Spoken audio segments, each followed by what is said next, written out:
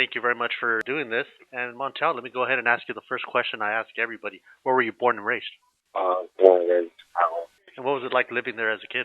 It was cool. I mean, I'd say probably the number one, negative thing probably about Chicago, I guess, the cold weather in the winter. But I mean, as a kid, I didn't have no problem with it. It bothered me the older I get. But Chicago was pretty cool. I had a pretty good and a fun upbringing. What were you like as a kid growing up? Were you quiet? Were you shy? Were you outgoing? What were you like? I was an agitator. I like to get under people's skin. I think I got it from my mother, but I was probably a terrible kid. I was probably a little asshole. Were you guys close at home? Were you guys all pretty close? I mean, my father, my mother, it came to a point when I was growing up that my mother didn't want me to box anymore, so that was, kind of hard that she really wouldn't support me no more like she used to, but she didn't want me to box, at a certain time in my life. So, my father, I was at the gym and training and everything, and I loved it. So my mother stopped coming to my fights. It kind of bothered me for a little while, but she said I had to get over it. And what were you like as a student in school growing up? To this day, I had pretty good grades, but I could have been better.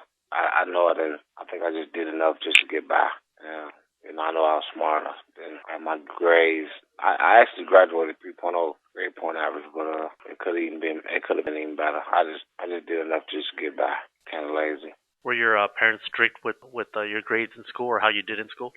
Well, as long as I wasn't failing and as long as I got decent grades. I mean, my father threatened to not let me go fight in a tournament one time because I got in trouble at school. So, like I said, I always had decent grades. I never had no bad grades. I just know, since I'm, grown up now, I know I could have did better. What were you like around other kids? Did you get in a lot of fights when you were growing up? Yeah, I mean, I was like, I was a midget, so people found out that I boxed. I guess they wanted to try me. So, yeah, I got into a lot of fights, but I did pretty good for myself. Were you always pretty good athletically in school? What other sports did you play? Yeah, I love, to this day, football was actually my best sport. Basketball was my favorite sport, but probably one of my worst, probably because, my height and everything and my size, but I actually played baseball, Little League baseball, played basketball. I love football. And, I think I got more into football once my mother made me stop boxing. But I was pretty good, pretty athletic. How was it that you were the first time you walked into a gym? How did that happen?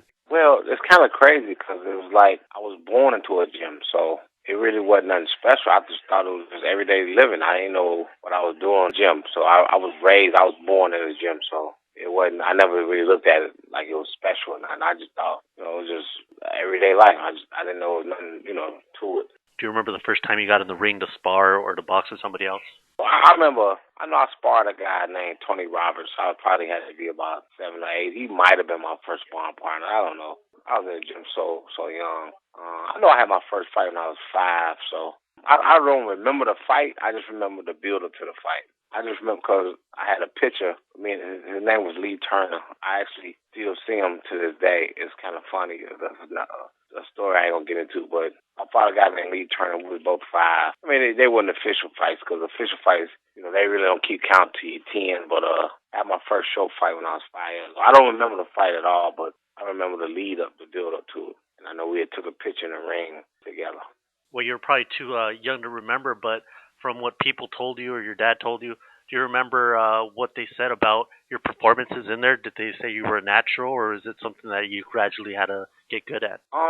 Well, okay. I quit boxing when I was 12 years old. My father passed. I came back when I was 21. So all I know is that people said I was good. I really didn't really know if I was really good. I quit when I was 12. I came back when I was 21. And I just said I was going to give it a chance and see what happened. I heard that I was good as a kid, but I didn't know. I don't remember learning how to box. I don't remember nothing about nothing. Everything I did from 21 years old and older, I just did it by memory. I don't remember nothing. Like I said, taking off 8 years like that, it kind of different for me. My life, kind of took a couple of steps backwards. Things just wasn't going like I wanted, and I had a nephew who lived in Los Angeles. He gave me a call one day and said, what you doing? I'm like, nothing. He said, you need to come out here and start boxing. I was like, all right. And he thought I was playing around because I agreed with him too soon. And I basically just made up my mind to go. I sold my car that was broken down. I got a little money for it, bought me a plane ticket. and moved to LA. Like I said, I can't. When I went out there, I was 210 pounds. My last fight was at 112. So I just went to the gym, got in shape, took my time, and just seeing what happened, and just everything went my way. I ain't gonna say everything went my way. I just things turned out good for me, but it just taught me a lot about life, and life ain't fair. But I just worked hard, and things ended up paying off for me. I don't know too many people who would say they made the Olympic team and only fighting for a year and a half. Only had 30 amateur fights when I made the Olympic team, so I know that's pretty good. You were in the Olympic team of what, 92? Yeah, I had my first fight January 1991. January 1992, I was number one in the United States in 1 year. I made the Olympic team that summer. Well, what do you remember about Oscar De La Hoya? Oscar was a nice kid. It's kind of funny. We all grown now. But it's kind of funny because he was kind of quiet until he was drinking. And when he was drinking, then he was kind of loud and talk more. So it was fun being around them guys. Chris Bird, Vernon Forrest, Oscar De La Hoya, Timmy Austin, all these guys. Shane Mosley, even though he wasn't on the team, he was alternate. And just being around these guys. Do you remember a guy by the name of Pepper Riley? Yeah, Pepe is my teammate. So Pepe was real quiet. Pepe never talked. So I never really got a chance to really, we talk smart. All those guys were stars to me already. I came from nowhere, so I was looking up to them guys. I'm sure he had a long career. Like I said, I didn't start fighting in '91, so I don't know what was going on in '88, '89, '90. But I know he was real respected. When I moved to LA. What was your end amateur record? I was 30-3. I can actually say that I should have been undefeated. The 3 losses that I received, I fought Jeremy Williams twice where I got robbed.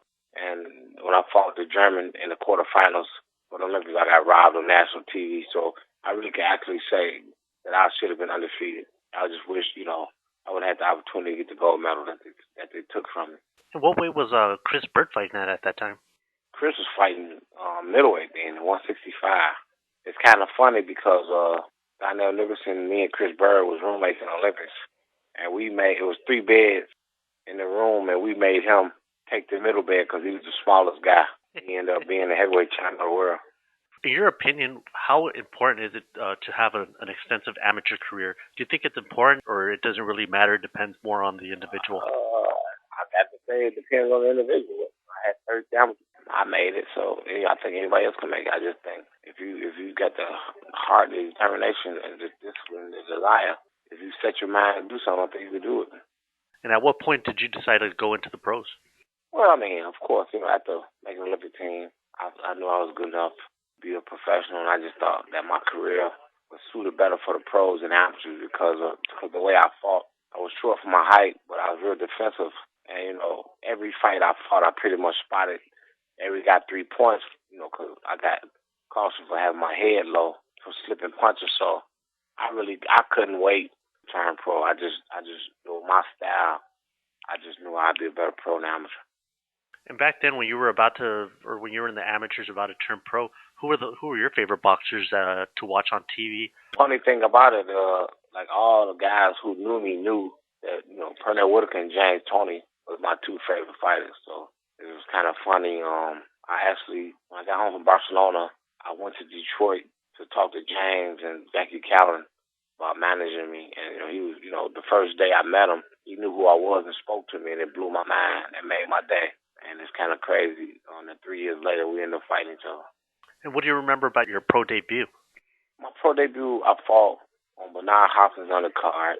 We got there real nice. We talked. I thought that was pretty nice. I fought in Denver. A friend of mine who my father trained, Ricky Muhammad, just tracked me down and found me and came to my hotel room.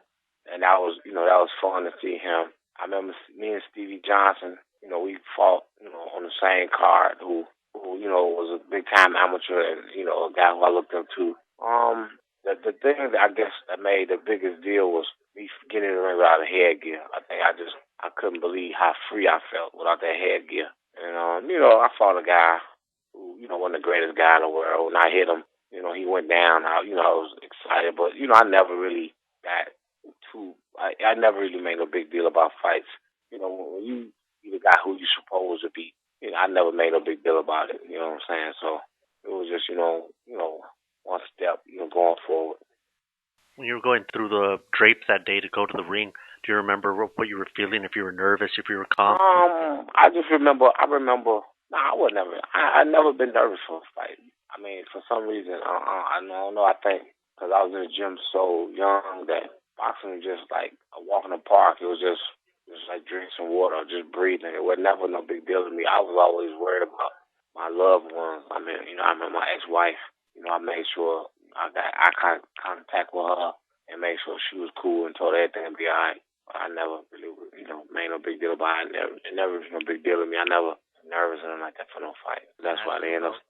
And after that first fight and everything went your way, what were your professional goals thereafter? I mean, what was your goal at that point? I mean, the goal is always to fight for the world title. I mean, I tell people that I say it's four major goals in the boxer's career. I say to make the Olympic team. One is to win a world title. One is to fight for $1 million, and one is to be a Hall of Famer. So I did three of those four. So if it's meant to me to make the Hall, then good. If not, okay. But I made three of my goals so far. So three out of the four. So I'm pretty proud of what I did with myself. And how was it that you got your nickname Ice? A friend of mine, when I came home from Barcelona, he just started calling me all Ice. Everybody would say just how cool I was, and Eddie Fuss just couldn't believe, with my ring experience and how many fights that I had that I fought like I did under pressure, and he just said I was just so cool, like Ice, and that's just it's just. What was Eddie Futch like?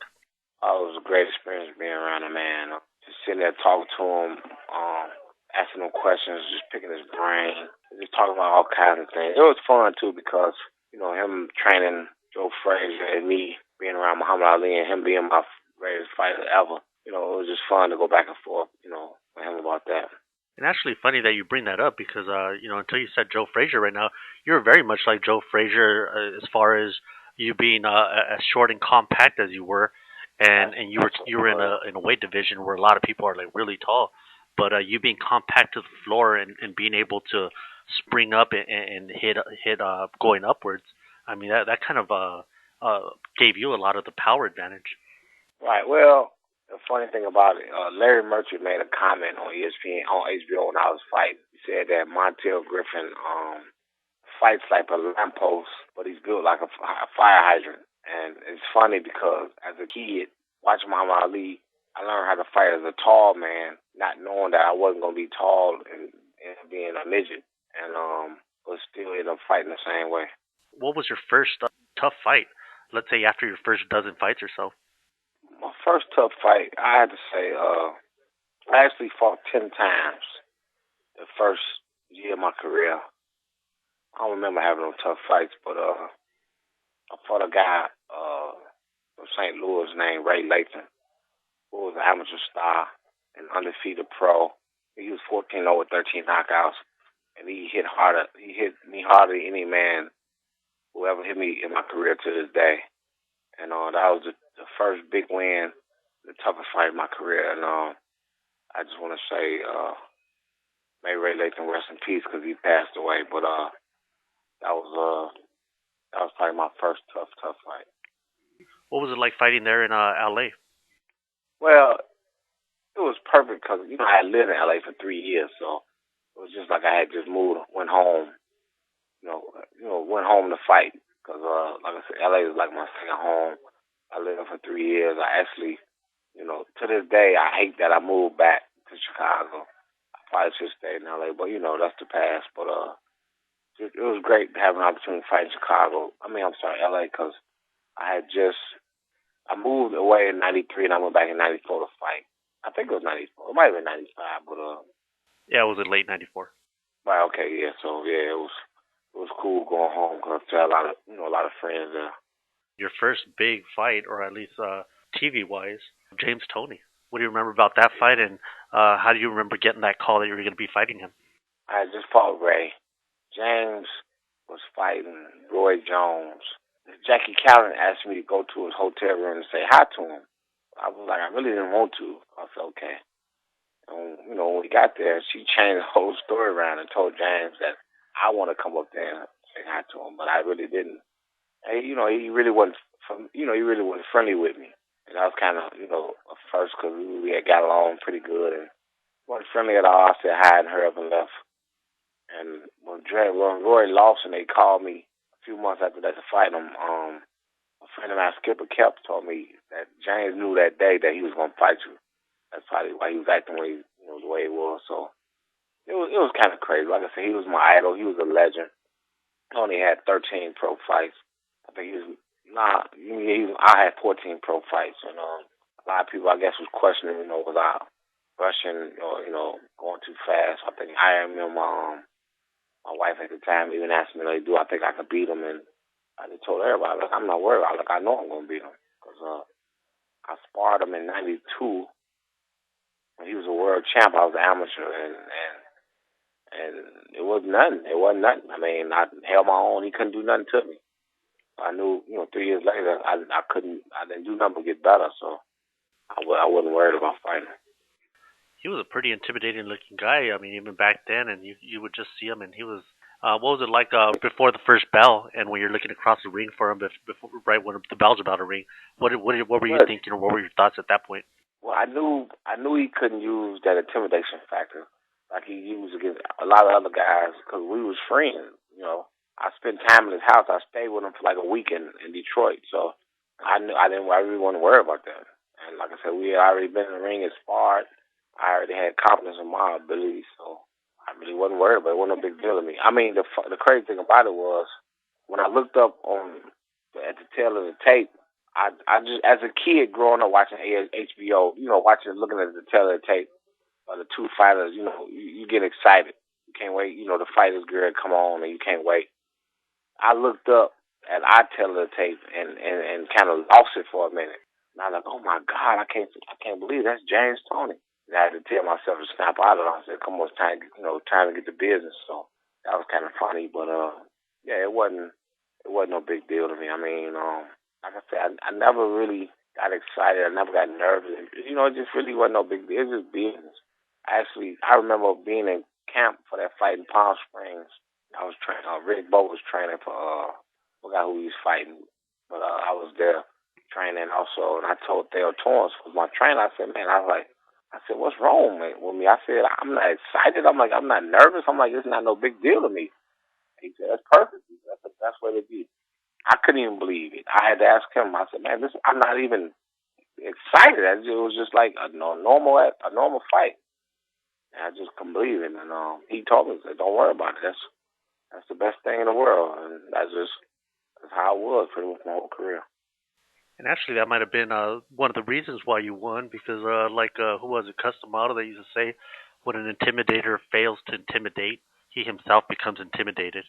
And that's very true. Of course, because he is a bully. If you bully a bully, just like you bully Mike Tyson, I mean, I know that's your favorite fighter, but when Mike Tyson couldn't bully you, when the guys who wasn't scared of Mike, the guys that beat him, and yeah, that's Holyfield. And then with James Toney, right? Holyfield wasn't scared of him.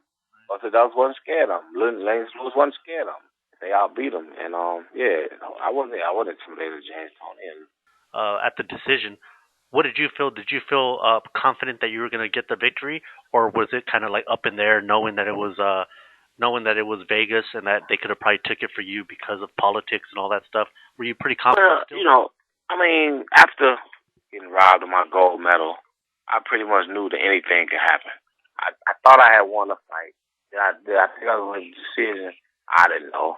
The first scorecard, they called it a draw. So, I was like, well, I'm probably going to get the decision. So, when they announced my name, of course I was happy. And the whole stadium went up and roared, way surprised me. They didn't have no doubt in their mind that I won that fight. So when I started hearing, that, he said he didn't think he lost and they said it was controversial, I was like, where are they getting this from? I mean, I can tell you right now, do I think I'm 10 times better than James Toney? No. Back then, I just think I worked James Toney. I wasn't, a greater fighter than him at that time. I worked him. That's all. I just did more than he did. I just think I hustled him in that fight. And did he come to you, or you go to him to congratulate each other after the decision? And if so, were you Oh, guys words to each other? we walked up to each other, and basically the first thing I told her, I was like, man, you my favorite fighter, man. I was like, thank you for the opportunity. I said, I said, you my favorite fighter. I said, I love you, man. You my favorite fighter. He hugged me back, and that was it. How was it that you decided to give him a rematch? Was it because you had that much respect for him and he was your favorite fighter and you felt he deserved? Well, really, basically, he was still the man. I didn't get no respect for that win. After that win, I got offered one television fight. I got hurt, had to pull out that, and I think I had 10 fights. He had 10 fights. He was still the man, and they called me and actually, when they offered me the fight, they wanted me to make less money than him. And I told my manager, I was like, hell no. I'm like, I'm not taking that fight. I said, if they pay me evenly, I'll fight him. But, I'm not going to agree to him making more money than me. And he told me, I'm going to call you right back. He called me back and said, they agreed, to the numbers. And, we did it again. But I knew that 1 year, it was basically almost like 2 years. I think we fought like early 94. And then we didn't fight a rematch till late. I mean, we fought early 95. And I don't think we fought the rematch till late 96. So it was basically almost like 2 years, even though it was only a year on the calendar. But I knew I was much, much better fighter.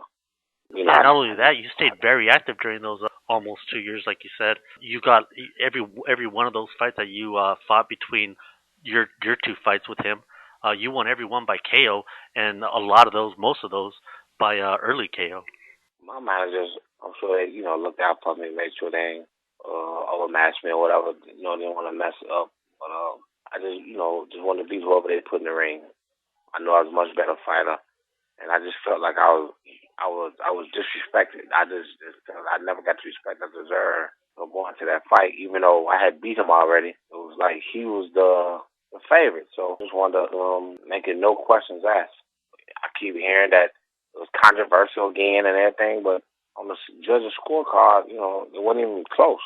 I don't know what people was watching. I mean, people never gave me the credit for both fights against James Toney. I always saying he got robbed and it was controversial. But the funny thing about it is, I fought James Toney twice. I mean, it was 6 different judges, and not one judge ever voted for him. How did he want to fight? I don't know. Yeah, that's true. I never saw it that way, but yeah, that's very true. Not one judge voted for him. That's true. And the first one was, of course, majority decision. One of them was a draw. The other two were for you. Right. Very close. The second one of the judges had you by 10 points. Right. I mean, I outboxed the man. The man, I worked him. I outboxed him. It was plenty shots, but that's boxing. It is what it is. And was he ever pissed off at you after that second one? I mean, we had got into it, I think, at the press conference 2 days before the fight, and I punched him in the mouth, so he was kind of probably pissed off at me. After the fight, he looked at me kind of crazy, and I just told him, I said, look, man, I look up to you. I was like, man, I done been in your house. I said, I don't got nothing negative, bad to say about you, and I just thought we should just be cool. And he looked at me and just said, yeah, everything cool, and he hugged me. And then since then, we've been cool. You didn't hold back, man. You went ahead and fought the guy that was becoming the man, the guy that had just come up not too long before from super middleweight. And the man himself, the guy who considered pound for pound the best fighter in the world at that point, Roy Jones Jr. Who decided to do that? Was it Jones people deciding to push that to make him or give him that shot to become the light heavyweight champion? I think HBO, with me and James fought, HBO wanted to make a James Toney Roy Jones too. But after I beat him, it was pretty much, that was probably the hottest fight out there at the time. So HBO called us, and said, we're going to put this fight together instead. But, after I beat him, I was hot. I think I was like 1, 2, 3 on WC, IBF, WA. So I was like one of the highest ranked fighters in the world. So after that fight, they went ahead and put it together. And what was it like, or what was your reaction when you found out you were going to be fighting him? What was your personal reaction? I remember I was in the mall with my wife, and I got the phone call from Panos Iliades, who was my promoter at the time, and I was ready. I mean, he said he was the best. I wanted to fight the best. I mean, I don't think I never dodged nobody. I mean, you look at my career, I fought everybody. the top fighters of my generation, of my era, I fought them all. You know what I'm saying? I beat two Hall of Famers, two guys that was rated the best pound for pound fighters in the world. I beat both of them. Who's both gonna go into the Hall of Fame. So I don't think I never really got no credit for it, but it is what it is. What was your preparation for fighting someone like that? That was a total package. I mean, he had speed, he had movement, he had somewhat power. He had it all. What was your preparation like? That's what I did. I sparred every fighter, every high point of his career, of his game. I sparred somebody like that. I sparred a guy who could punch. I sparred a guy who was fast. I sparred a guy who was athletic. I sparred a guy that featured everything that Roy Jones came with, that brought to the table. So I just knew I was ready. I went to the gym. I trained 8 weeks for the fight. In tip-top shape. I felt great. I couldn't make the fight. And what was the lead up to that match? Was he respectful towards you, or was he kind of like a snobby? Nah, he never said nothing negative about me, but at the press conference, they called both of our names. We was going up to the table. He walked up to me and spoke to me, and that's why I knew he respected me. When he walked up to me and spoke to me, I knew that he took me serious. He respected me, and I was in his head. Halfway through the fight there with Roy, up until the sixth round or so, you looked to be doing pretty damn well for yourself. I think some of the guys there, I mean, they were Larry Merchant especially. Thought you were doing making a good account of yourself. When there was that slip/knockdown, it was pretty quick. Do you think that knockdown that happened there, or when you went down, was that a slip, or was that a real, or was that a punch? Roy threw a punch and leg with me at the same time. So of course, officially I got hit, but it wasn't nothing on the punch. He leg with me, I fell. It wasn't no big deal. I mean, you could just tell when a fighter know he got somebody hurt. Now he got credit with a knockdown. Why did he come out and jump on me if he thought I was hurting? He knew he got a gift. So I mean, it is what it is. Like I tell everybody, if he didn't get credit for that knockdown, I'd have been winning on all three. No, I'd have been winning on 2 scorecards, and one would have been a draw because they had him winning by 2 points, 1 point, and me winning on the scorecards at the time. So if he didn't get credit for the 2 knockdowns, with that knockdown, I'd have been winning on 2 scorecards, and one would have been a draw. So he knew it wasn't no knockdown. Everybody knew it wasn't no knockdown. I wasn't hurt. It wasn't nothing. And I came back in the 8th round, and I think I had one of the best rounds of the fight. You know what I'm saying? And I got a little lazy, and instead of blocking the right hand, I tried to roll with it and got caught in the back of the head, and got a little dizzy. So I just told myself, I said, look, man, you winning this fight. I said, so look, go ahead, go just take a knee. I said, instead of just trying to keep taking punches and take a chance of getting hurt or worse or getting knocked out, I just told myself, take a knee. I said, we got 3 more rounds to win this fight. I took the knee. I looked up to catch the referee's count. The man walked up to me and hit me with 2 dirty punches. Because he did hit you after, and of course he gave it to you by DQ.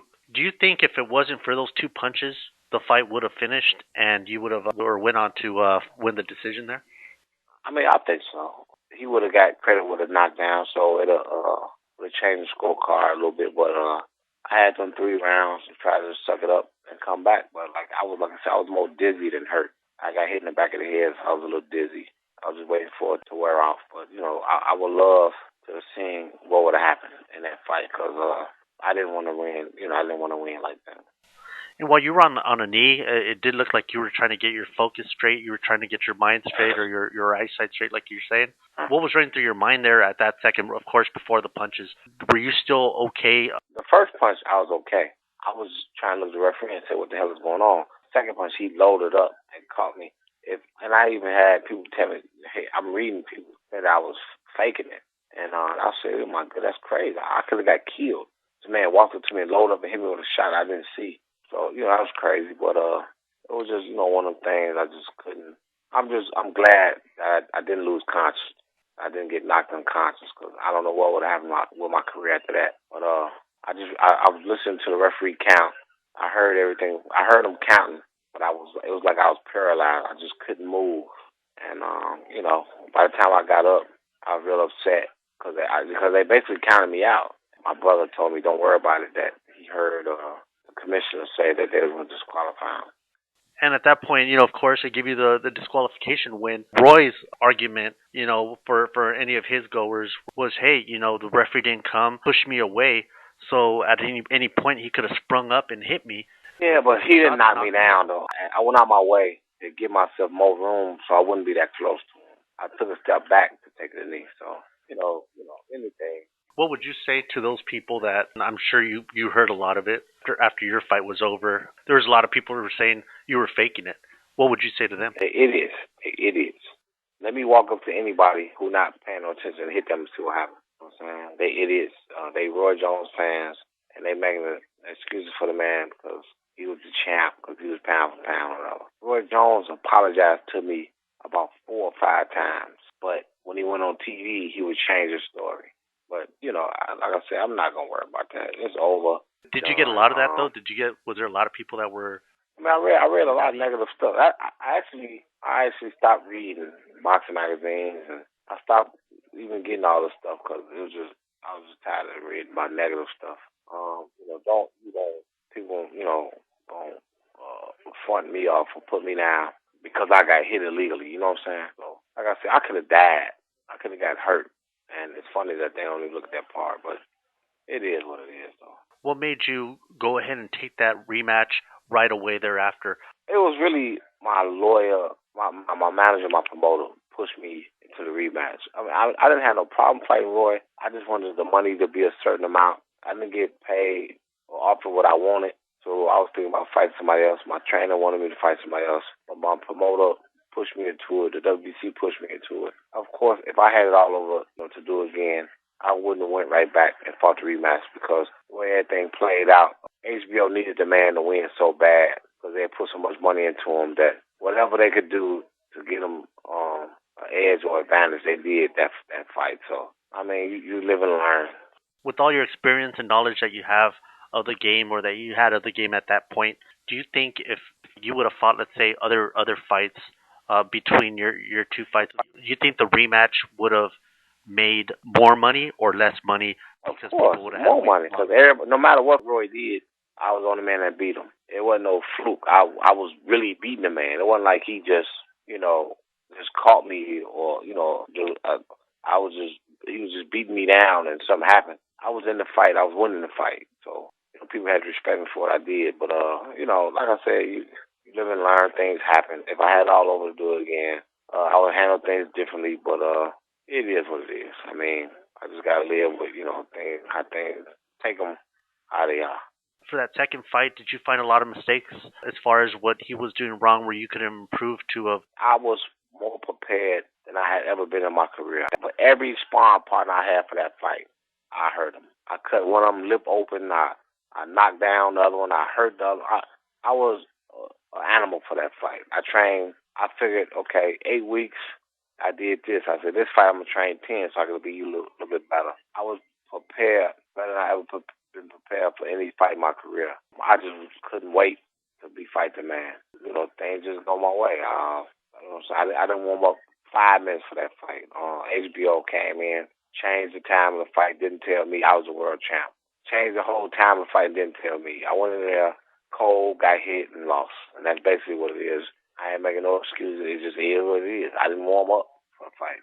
And I was stupid enough to go even out. And I hated that my manager and my promoter didn't fight for me more. Do you think he was taking money off the other side to be doing some of the weird decisions that he was doing? Of course. Yeah, of course. Lennox Lewis actually pulled me to the side and told me I need to watch what's going on because he said the man robbed me. So I know he probably robbing you. And I think Lennox ended up winning like a $7 million lawsuit against Panos. So, I found out the man was cheating me, but it is what it is. So of course that fight happens. It was a one round knockout. First punch of the match or the fight, pretty much almost the first punch of the match. He lands that hook. You go against the ropes. This is of course considered a knockdown. Was your mind still straight at that point, or I just couldn't believe. I mean, when he hit me, it didn't even hurt me. When I lost balance, I said, what the hell is going on? I mean, my body and my mind just wasn't focusing. It wasn't, my body and mind weren't on the same level yet. When you warm up for a fight, it's just a ritual I didn't do my whole career. The biggest fight in my career, and I didn't get a chance to do it. And it just, like I said, he caught me with a shot that really one that didn't even hurt me, and my legs went out from under me. I don't know what the hell is wrong, but I mean, it is what it is. I mean, so much stuff happened that I couldn't, that the stack, the stack was, the deck was stacked against me. I had to win that fight. I remember Chris Bird told me that Roy Jones' lawyer, even told him that it was a shame how they did Montel. So they did him so wrong for that fight. But that's the past. And so I ain't the first person that been did wrong in boxing. Funny thing about it was Chris Bird made a comment that he noticed during the fight. He said the commissioner had signed your gloves when you got in the ring. So something wasn't right. They said they knew something wasn't right because the commissioner gonna do that in the back. You know what I'm saying? When you ready for a fight, you warmed up, you getting prepared. Before you warm up, you tie your gloves on. Commissioner sign your gloves. And he said when I seen him doing that in the ring before the fight, he said I knew someone right. And it is what it is. Take nothing away from nobody. And after that second fight, how would you rate, with 10 being the highest, how would you rate Roy Jones's speed and power? Oh, he's the fastest man I ever been in the ring with, without a question. I sparred. This is no disrespect. Floyd Mayweather, who one of the greatest fighters ever in history. But I sparred Floyd Mayweather, and the comparison, it ain't no comparison. I mean, Roy was just fast as I just couldn't believe the speed. And of course now with the steroids and all that stuff coming out, then it kind of take some of the zest off of it. Maybe I lost a little respect from him, but just he was a freak of nature. But like I said, after I heard about him failing steroid test, and it kind of made everybody look at him a little bit different. And how about the power? Roy's punch was just stinging. It really wasn't powerful punch. He was just so fast. I think James Toney hit harder than Roy. I think of course, Ray Lathan hit harder than Roy.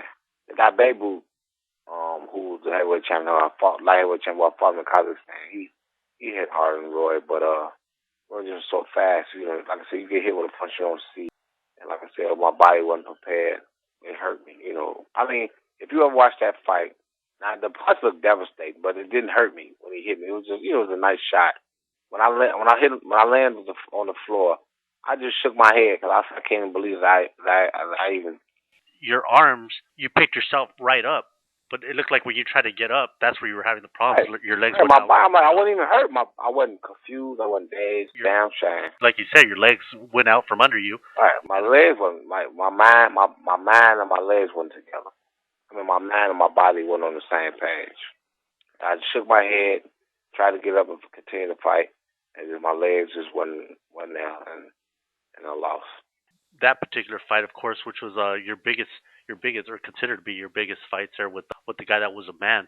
How did the 3 Fs respond to that, which are your fans, your family, your friends? You're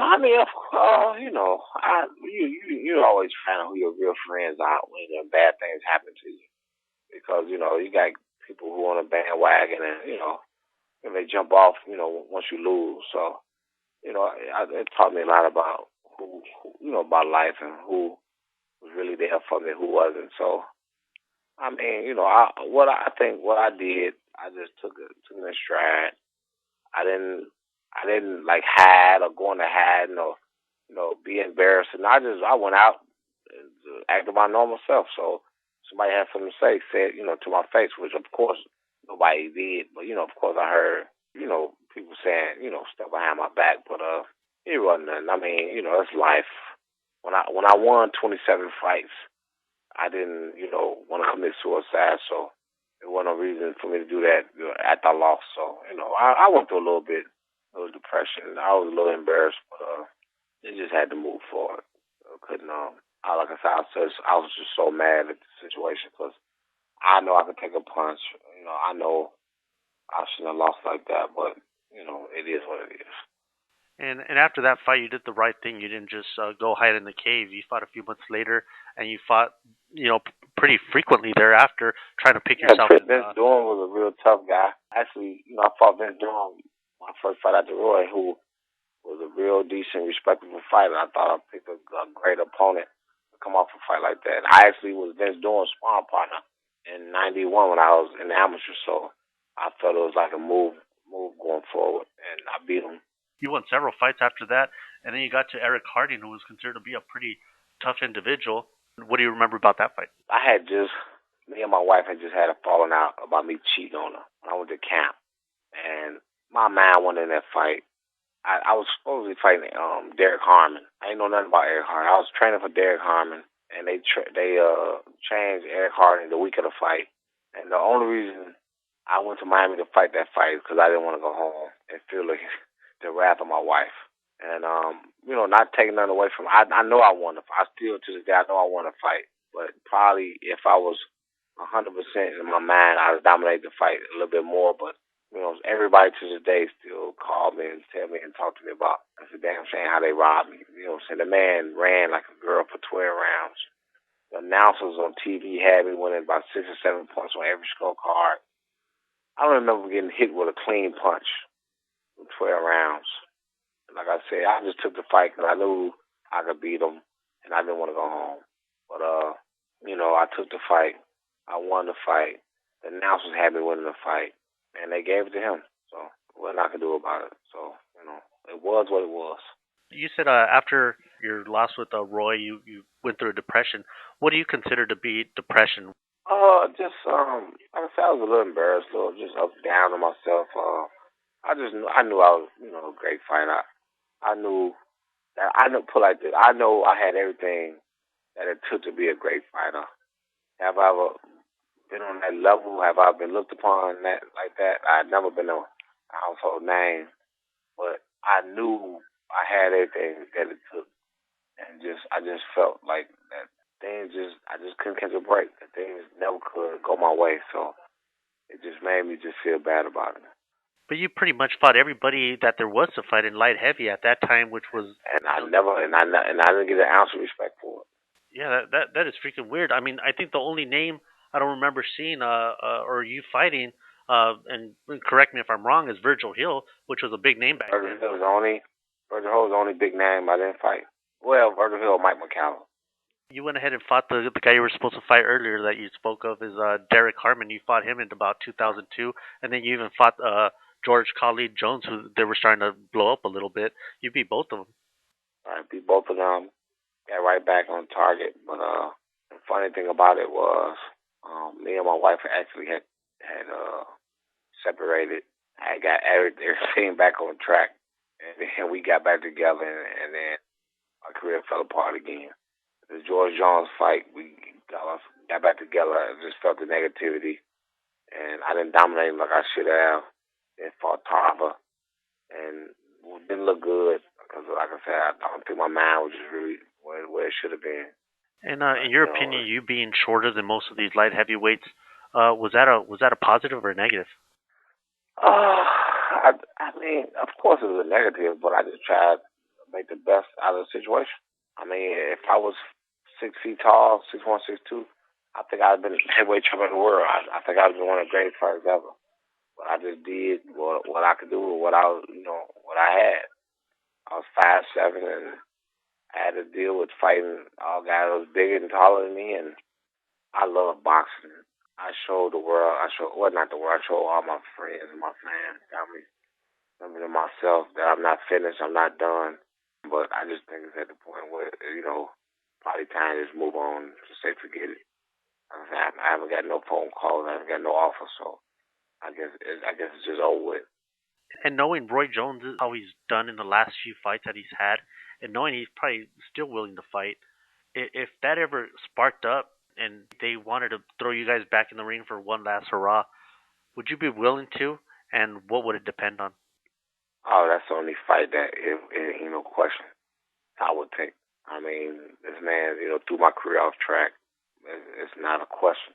If I got an opportunity to fight Roy Jones, I'd take it, which we've been trying to get a fight with Roy for 10 years, and he wouldn't take a fight. He even told me in his face how many times he'd fight me, and never, came through on his word, so I'm sure that's probably not going to happen. And if you were looking at all your friends and fans and family in the face, and you wanted to let them know how you wanted to be remembered boxing-wise, how would that be, or what would you tell them? Just tell them that regardless of all the bad breaks I had in my career, I just gave my all and tried my best. I never took my light and not trained, not been prepared. I was prepared for every fight. I tried to be one of the greatest fighters of all time. I know I was blessed with the ability, but because of the bad breaks, I just never got to be in that situation. Thank you very much for doing this, Montel. Thank you for all the times of excitement. Thank you for all the fights you gave us. Thank you for all the smiles and memories. And thank you for just being yourself. No problem. I appreciate it. Thanks for even. And if you did decide to fight, hopefully we could probably do an interview before that. Well, thank you very much, Montel. Thank you very much, man. All right, Thanks, no man. problem. Thanks. Thanks.